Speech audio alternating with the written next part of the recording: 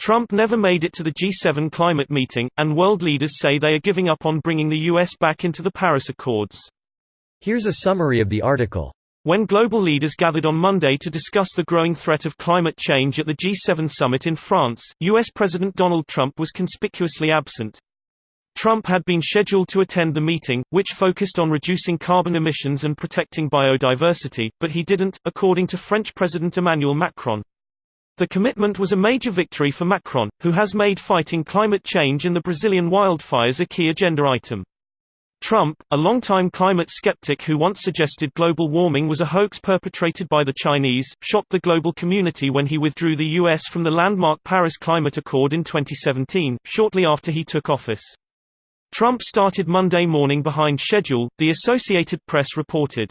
When he met with Indian Prime Minister Narendra Modi, Trump was asked whether he'd attend the climate change meeting and replied that it was his next stop on the schedule.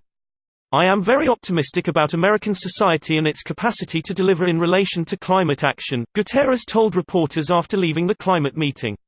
This post received a score of 32,286, with an upvote ratio of 90%.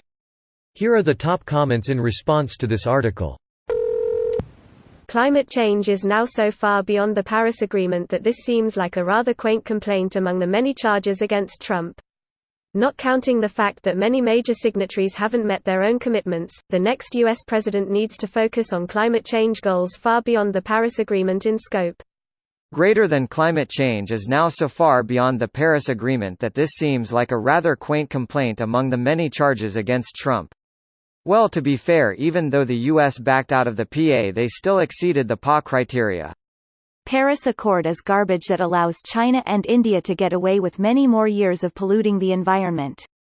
Planners for the power grid are consulted, price estimates are cooked up, companies bid for the right to build the plants, contracts are written up, groundbreaking takes place, and after years and years, the dang thing is finished. To ask them to redraw up their power grid plans from scratch would be totally unreasonable.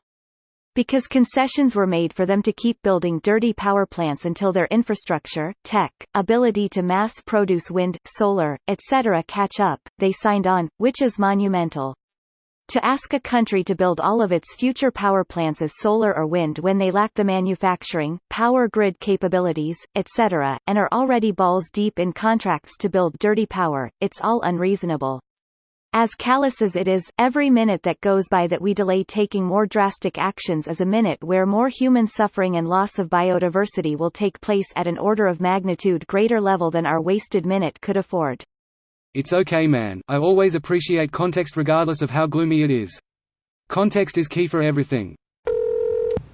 Invite state governors. Many are bigger than European countries anyway. This is a good idea. People who imagine that Trump controls the lives of every American don't realize that many U.S. states are taking climate change very seriously, and investing substantial money and resources. Great idea. As goes California, so goes the West and many other states. Their plan to end the bond market will reach far beyond their borders. When the sixth largest economy in the world makes a move, it matters.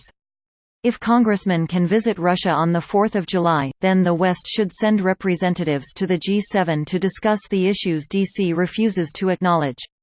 Places follow California primarily because it's often economically efficient to manufacture goods according to the point of sale with the strictest controls. Absolutely get the governor of California involved in the accords. That is a correct observation. Alabama could make a restriction that, say, all science textbooks must state that Earth was created by God in 7 days, but they're a small enough market that they wouldn't drag every textbook in the country down with them. If Texas did that, on the other hand. This video was automatically created by Reddit to speech. The article and comments in this video were selected from Reddit according to their upvotes, and any paraphrasing was performed by smmry.com, without any human intervention.